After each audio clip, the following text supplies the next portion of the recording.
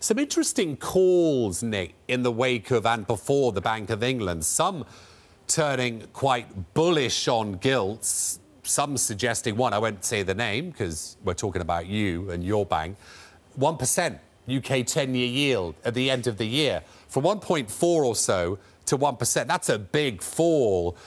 Are you changing your view of the gilt market in the wake of the BOE yesterday or not? No, we're not. And I think the reality is it's likely to be closer to 2%, not 1%, because the market's overdone it.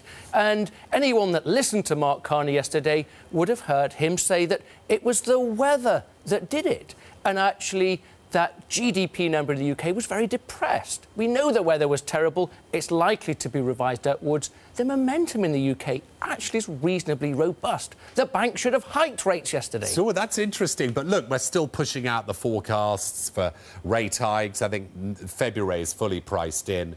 Before November was, the probabilities have moved into the distance. What are you saying? Is August on? Is August game on? August is definitely game on, and it's very unlikely that the market will push that rate hike much further out. The reality is, the risk is it's brought a lot forward. All we need is a little bit of data to surprise to the upside, and of course that's the risk. Mark Carney said the same himself. So the market should be pricing an August rate hike.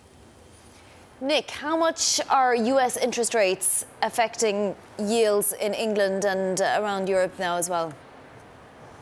It's one of the central drivers. So certainly we look at that US 10-year yield teetering on 3%. No reason that that can't get to 3.5%, certainly by the end of the year. If that's the case, it will drag UK yields at least 30, 40 basis points higher as well.